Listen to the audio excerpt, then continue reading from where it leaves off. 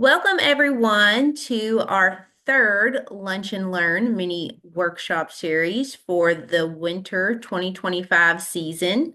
I'm Jennifer Elwell. I'm with the Kentucky Agriculture and Environment in the Classroom, and thank you all for joining. Today, we're going to talk about lessons and activities that we can showcase for first and second graders. I know our primary students, K through 3, most often are going to farms for field trips. They're having ag days, which are coordinated by our extension offices, our conservation districts, and farm bureaus, and the many other people that are involved in putting those activities together. So we're going to talk about first and second graders today. What are they learning? What activities would be most helpful to show them so they can understand agriculture, and it also fits in with the academic standards that they're learning in the classroom. So I thought it would just be easiest for these two grades to go to our website, and I will show you all where to find the listing for first and second grade. So I'm going to hit share. And at teachkyag.org, if you scroll down and say, I'm looking for lessons and resources, you can hit view lessons.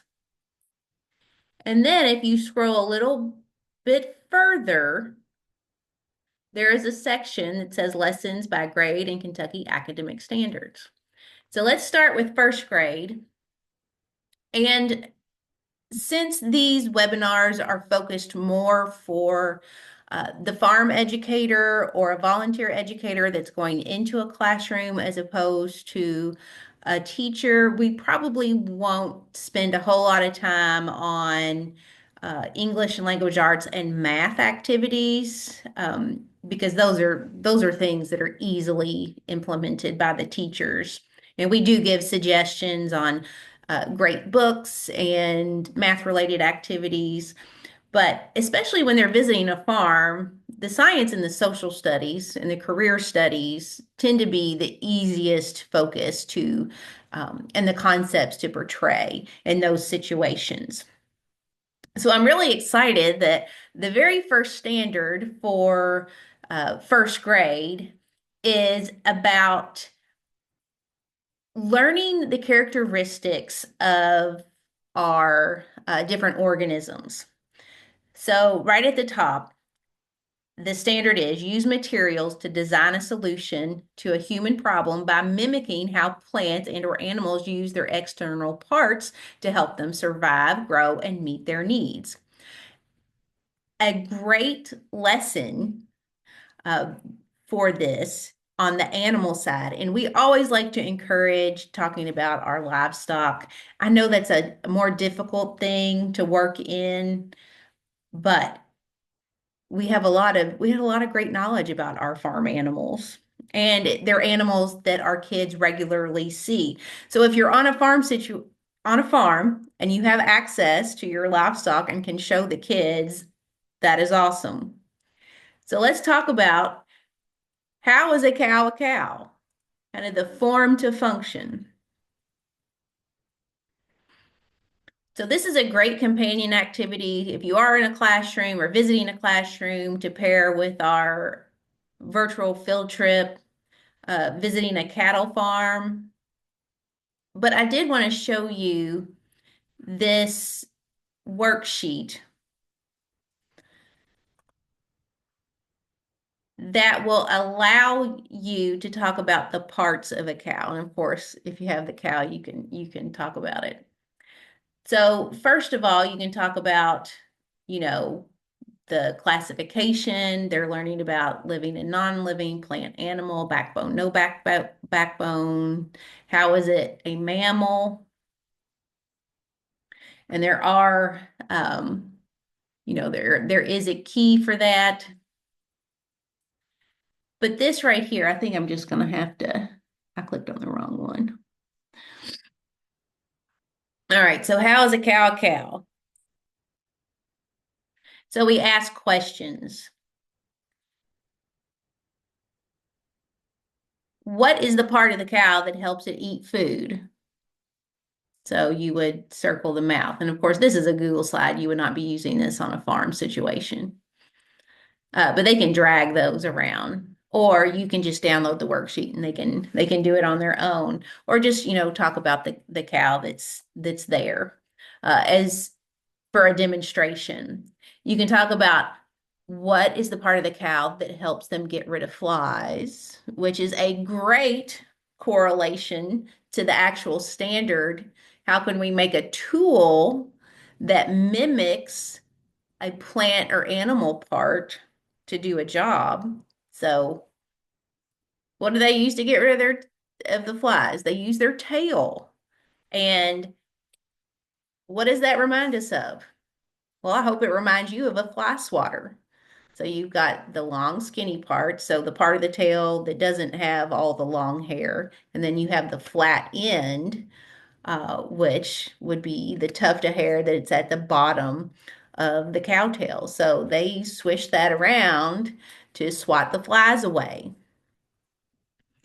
So that's a great correlation or a kind of something that we can mimic to make a tool from. We talk about the part of the cow that allows the calves to drink milk. So how do we get babies and baby animals to drink milk? Well, we have to make a tool that mimics that part of the animal. How can cows sense danger? Well, they have eyes and ears. Their legs help them move around. Yeah, she can use her head, her body, her feet to help with anything that's dangerous to protect herself. So this form to function is a great lesson to talk about with first graders because it meets those academic standards.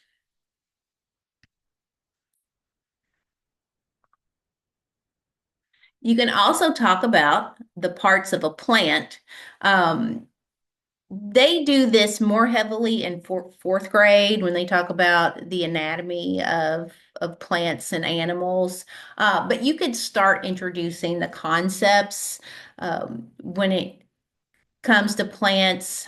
So if you think about the shape of a flower, you could talk about how the flower attracts pollinators, that star shape. And isn't it funny that if we want to attract attention to something, we'll put a star around it? Because it does, it catches our eye. First grade is also a wonderful time to introduce the hatching eggs in a classroom because of life cycles, and then also, talking about behaviors of different animals that can help offspring survive.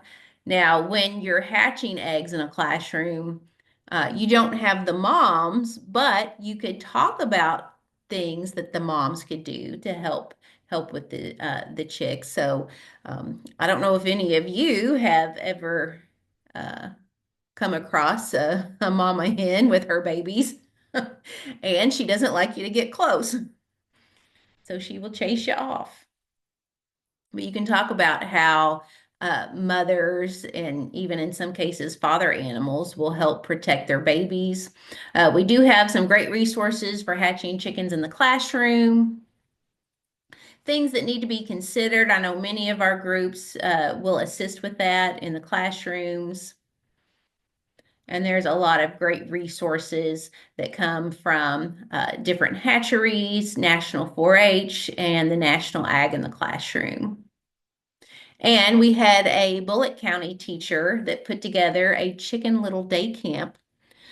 She works at Old Mill. Her name's Amanda O'Brien.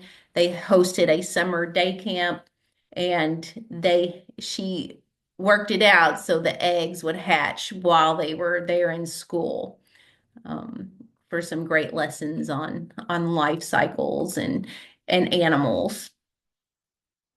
And of course, the form to function on the chicken, on the baby chick, is that they have that special tooth on the end of their beak that helps them break out of the shell. So we can talk about, how we would use a tool similar to that to maybe break glass. So there's all kinds of things that you can work in about agriculture and farming from these standards.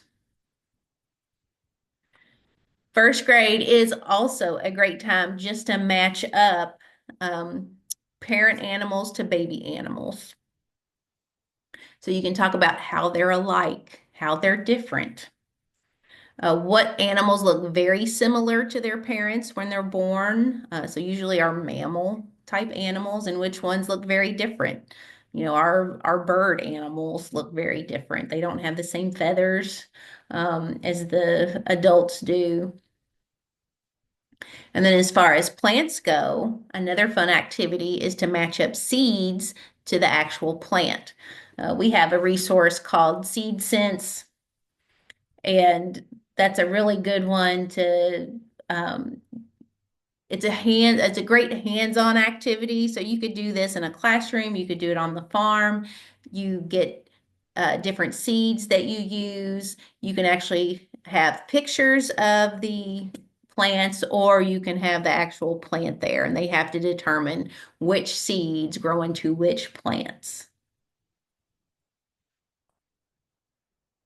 And one of the last ones, the last two standards are about weather. So some questions you could ask are,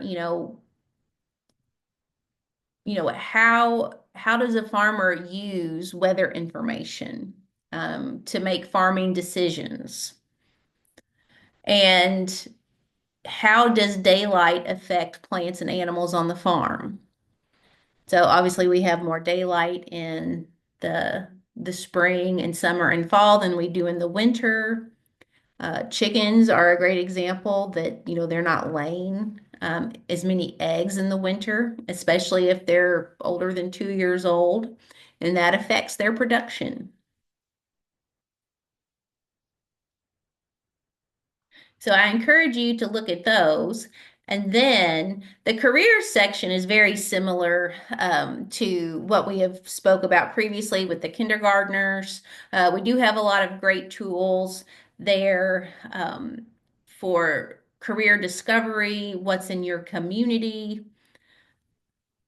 And at the end of the webinar, we're going to talk about a tool that you can utilize to meet these standards that you can actually receive.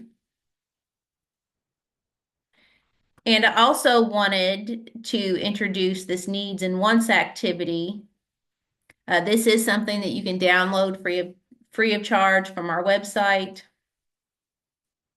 But they can talk about things that they need and they want. They can categorize those things. You can do this with just pictures. You can print the pictures out. They can point to them, or just have a conversation about things that we need to live. And then what are the things that we want or improves our life? We'd like to have them, but we don't have to have them.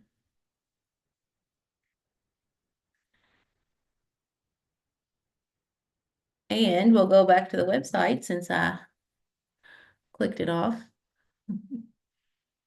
So curriculum, scroll down to our lessons. We're in first grade. So let's look at our social studies. They are very similar. The social studies standards are very similar to the career standards in grades K through 3.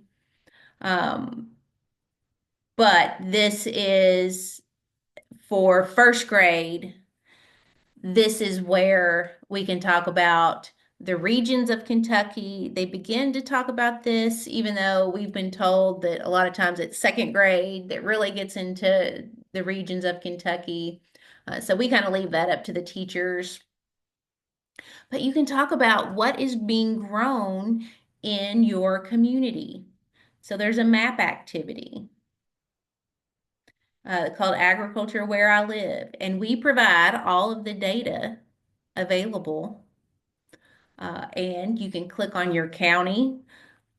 I'm going to click on Fayette here. It will take you to the data profile, shows them the number of farms, the land in farms. Who knew Fayette was ranked number 3 in the state? And it's because of all the horse sales. So a lot of income from agriculture is from the sale of horses and horse services. And that ranks Fayette County right there in the center of the Bluegrass region, number 3. I'll click on Bullitt as well because I know we have a participant from Bullitt County. So this is also in the Bluegrass region. Number of farms, land in farms, what items are being sold and for how much. And this data was taken in 2022. How is the farmland used?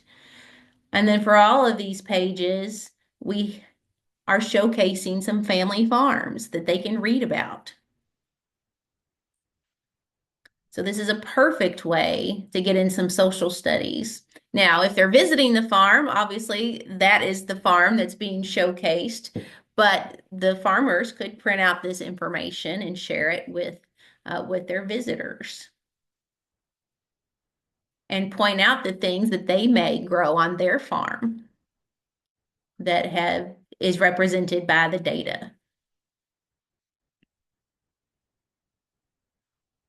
So that's just a great tool. And I should say, as we're going along, so those of you that are on the call today or watch the video, of course, this will be a limited time that you can request one of these maps today, and I'll tell you how to do that. And it's actually we have a vital map. It is 5 feet long, and you can have one of these for your classroom or your farm.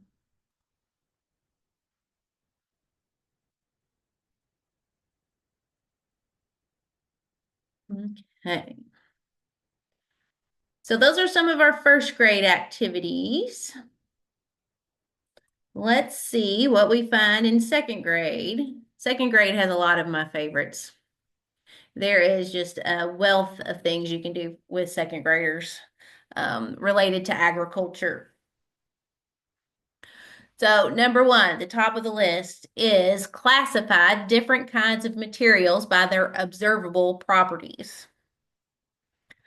One of my favorite things to do is to talk about soil. So this is where you could collect different soils from around the farm, and they can talk about what they look like. They can describe the color, the texture. We have resources where you can conduct an activity to determine what type of soil it is. There's a ribbon test where you get it a little wet and mush it between your fingers, or you can shake it up in a jar. That may be for the older students. But I've taken several soil samples in to a classroom, and then I've also taken paint chips that you get from the hardware store, and I have them try to match the soil color to one of the paint chips. And then we have a conversation about which soil that they think may be the most fertile or grow plants the best. They'll see that, a sandy soil could be very light in color. That's not always the case. There was a time where I asked for soil samples from all around the United States, and the soil from Florida was very dark brown, but it was very sandy at the same time. Here in Kentucky, we have a lot of clay soils. They can be kind of orange to red. If they're red, we can talk about how they may have iron in them. And then usually the most productive soils are going to be dark in color. So if they've had a lot of organic matter in them, Those tend to be a much darker brown for sure. Here's an image of that soil test that you can do, shaking up the soil in some water, giving it some time to layer out. And there's a step-by-step guide there. So we try to provide all kinds of background information to help have those conversations and teach those lessons. So that's a really fun one. They're also learning about the parts of plants. So this tops and bottoms is related to a book called Tops and Bottoms, where there is a bear and a rabbit, and they talk about how the bear eats the things on the top of the soil, and the rabbit is really interested in the things that are below the soil. So you can talk about the root systems, the flowers, the stems, and then what their functions are. So that's definitely something that could easily, where you have examples of these plants, or you have different fruits and vegetables, and then they say what part of the plant that is. There are a lot of worksheets to kind of help with this conversation. So this could be printed out and shown, or you can try to, have them label a real plant with the different parts.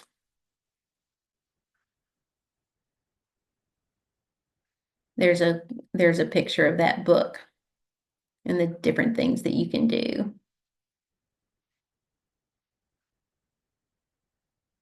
And there's also a corresponding virtual field trip video and some worksheets that you could use. Some more worksheets.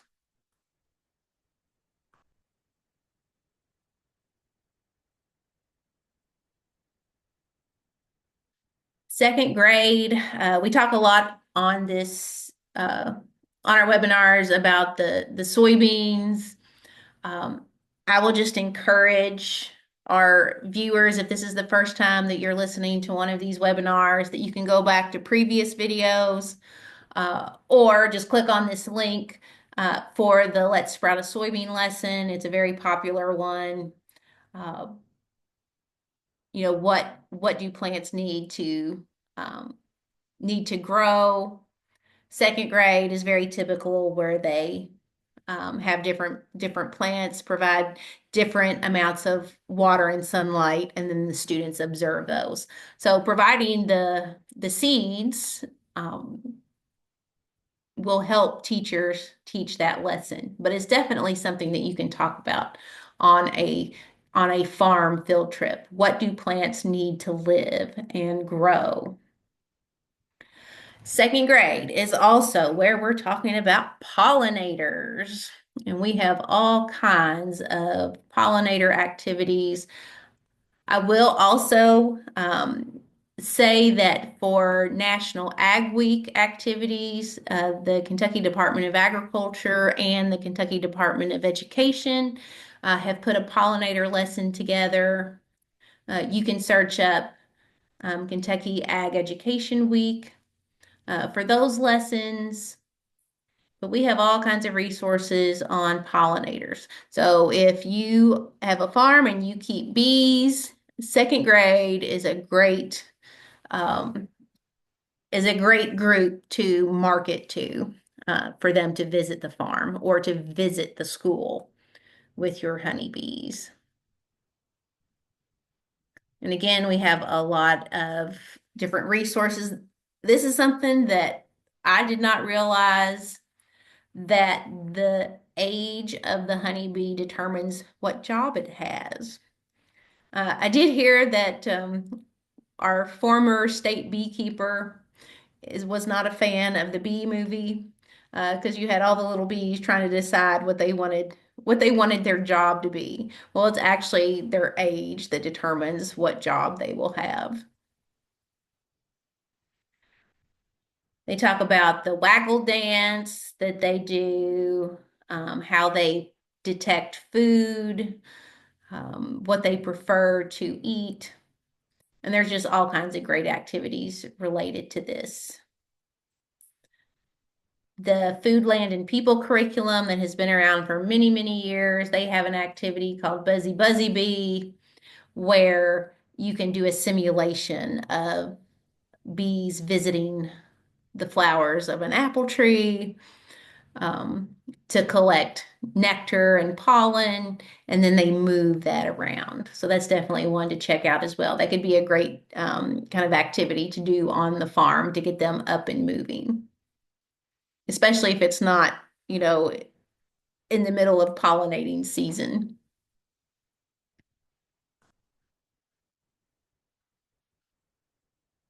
Now, along the lines of the pollinators, um, the apple tree life cycle is an activity that we get a lot of traffic to our website for, because we have a worksheet that they can fill out. So, how does an apple grow? So you can print out this worksheet. They can put the steps in order on their worksheet. You can do this on a farm if you have fruit orchards. And again, that talks about the different parts of the plant. And the other big activity that we would suggest for our second graders is the comparing apples to apples activity. This meets so many second grade standards. Talks about the life cycle of the apple tree. You can work in the discussion about pollinators, that's related to the life cycle of the apple tree. As far as categorizing things, you can bring in several apples and they can categorize them by size, by color. You could talk about the sorting machine. If you're on a farm, definitely show them the sorting machine and why that's important and how you group apples together by size. And this is where you can have a taste test. Take in or have several varieties of apples available. Let them taste them. Use their senses to describe the apples. Then you can make a graph where everybody chooses their favorite apple and they can compare who likes which apple the most. As a writing activity, they can write an opinion piece on it. So apples are a great, great focus for our second graders. So if you have an apple orchard, encourage those second grade classrooms to come and you can provide them a wealth of information for their science standards. I would also encourage Apple Math. This would be a fun thing to do on a farm or in a classroom, is having the apples there. In addition to the sorting by size and color, you could have them weigh the apples and record that. You could have them measure the circumference of the apples with a measuring tape. You could have them count apples. So you could set up different baskets. You could put a number on the front, and they have to make sure that they're putting the correct number of apples in the basket. So there's all kinds of great, um, things that are related to that you can have them do hands-on things at the farm.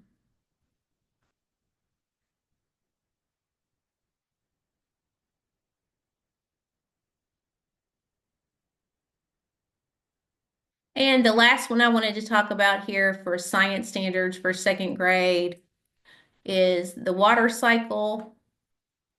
They will begin to learn about that,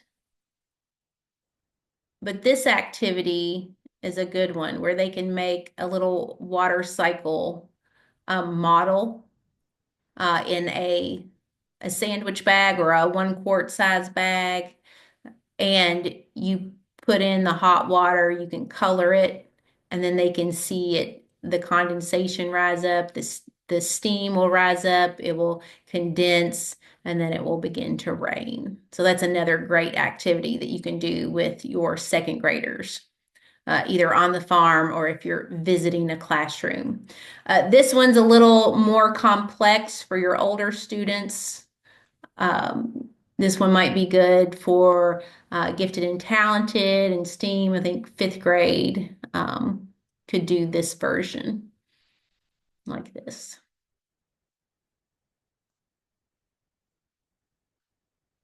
So remember, second grade science. Categorize things by their characteristics, life cycles, pollinators, um, comparisons, water cycle, and then what do plants need to grow and live. Said careers are going to be very similar, but let's check out social studies. So this is where they're learning the difference between natural capital and human resources, which is definitely something that a farmer or farm educator could talk about.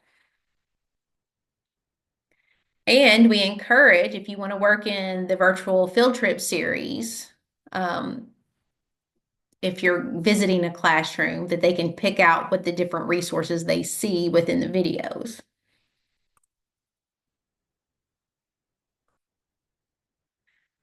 So we're trying to make sure all of our Google Slides kind of force a copy. That way anybody can make adjustments if they need to.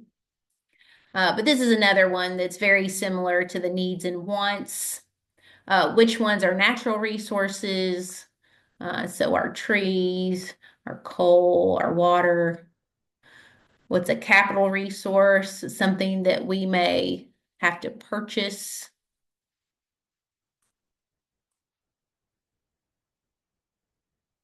And then, of course, we have our people resources that we couldn't farm without. We need the farmers and we need farm laborers.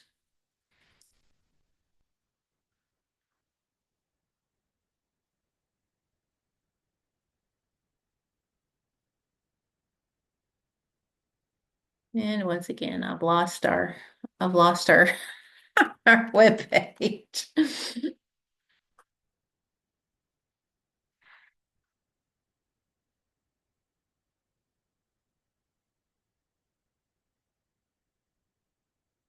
So categorize again, there's a theme here, the categorization of different things.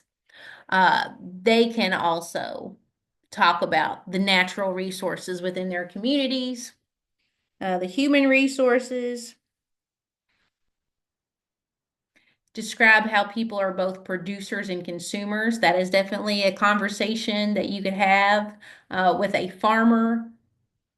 They can talk about their prices.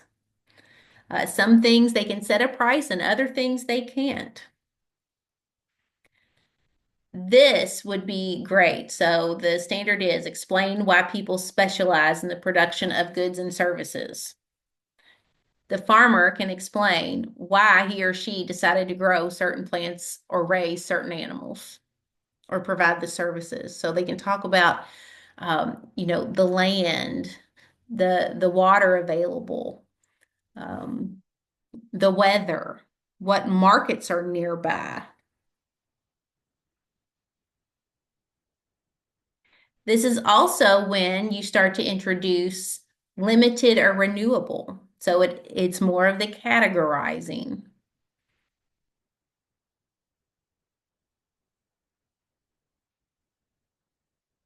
And then as far as Kentucky goes,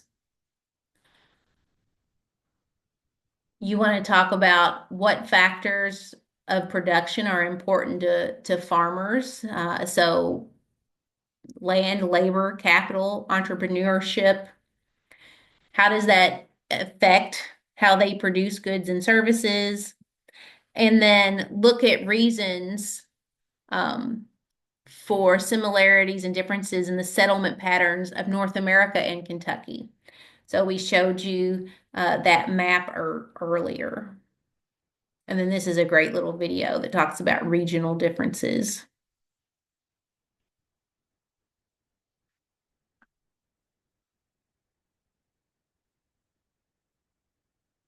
I'd also like to say that there are specific, more specific themed activities for our second graders. So if we go back to our curriculum page, I also say first graders since we're talking about those as well. But our field trip series kind of offers a great kind of starting point for lessons.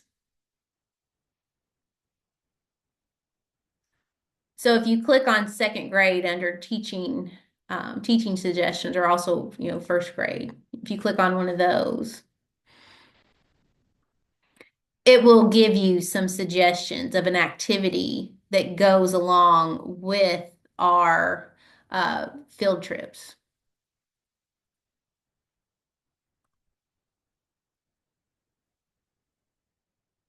So we have these put in a table. So if you are talking to your students about pigs, it gives you a suggested activity. Make a shapely show pig is another one that we talk quite a bit about for many grades. So you can go back and look at that one or click on one of these links to find that.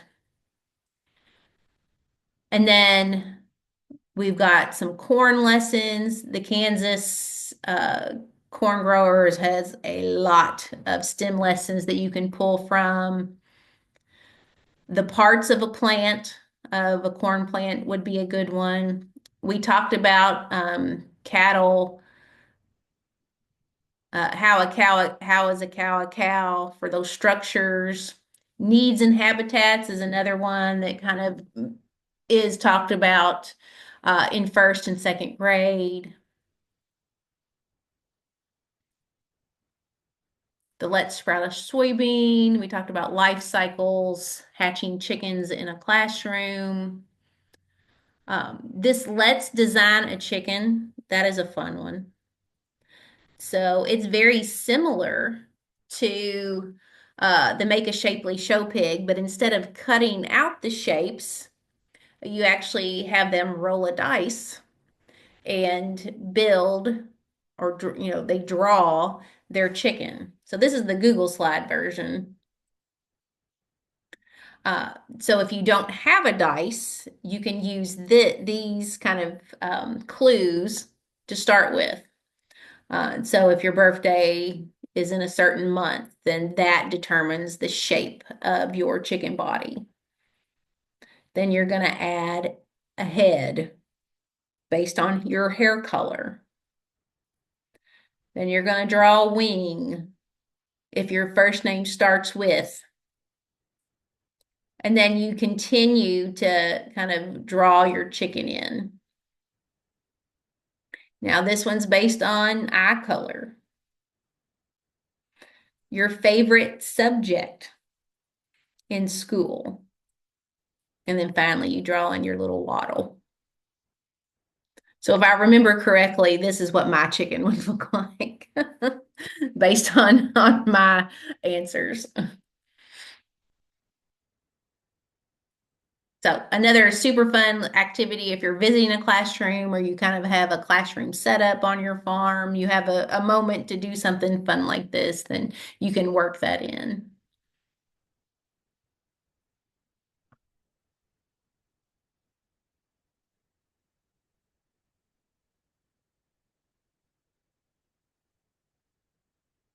So that's another kind of great way to find lessons um, for your farm field trips. You can also go back to the curriculum page and select, if you scroll down, that resources by topic. So dairy cattle. So if they're visiting a dairy farm, we have some suggestions. We have a fun little printout. So long as you have scissors and glue sticks, they can make a bookmark where they put the steps of making an ice cream together. That's a fun one that you can take. You can just print it out and take it with you.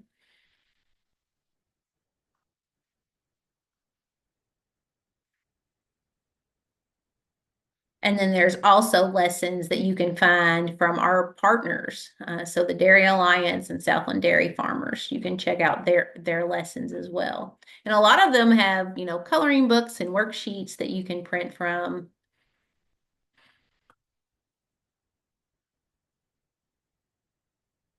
So we talked about a lot of these.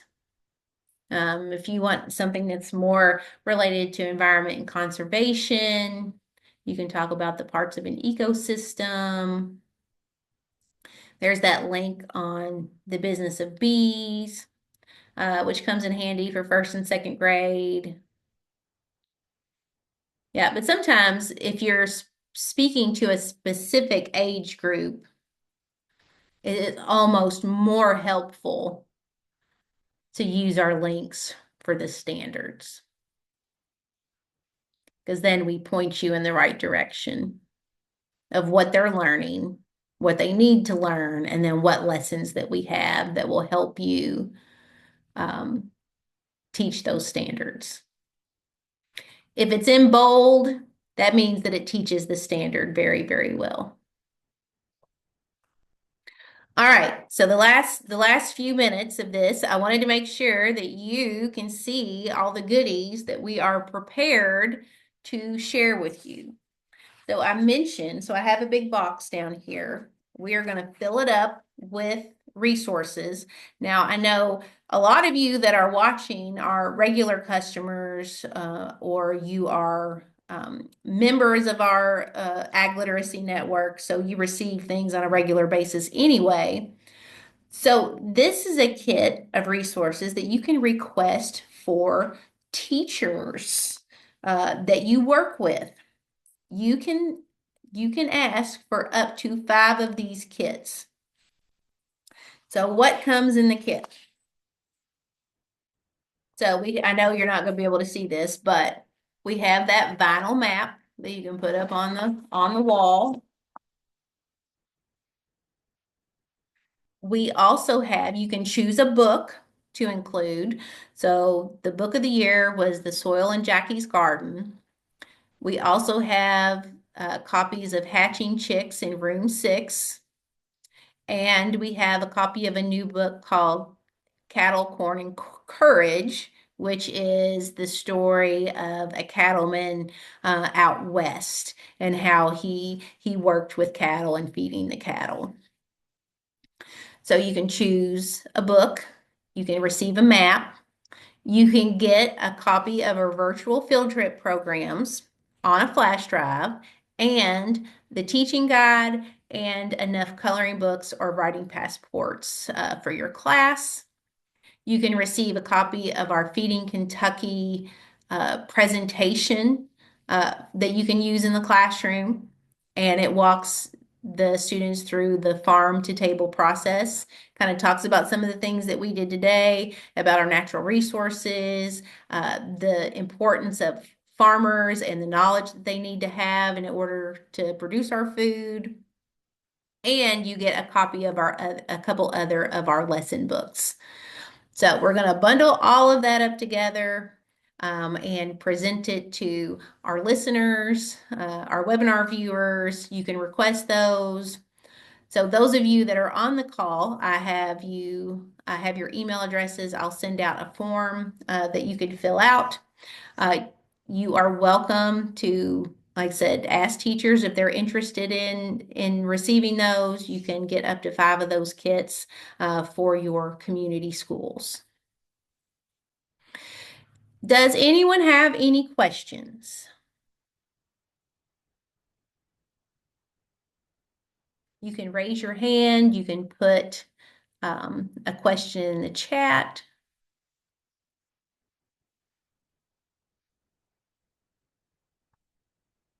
Oh, I'm going to call on Miss Robin. Yes. And I've unmuted you. Will you put the link in the chat box? To where you can request those, Yes, please. I am going to email it to you. All right. Yes, Thank you. you're welcome.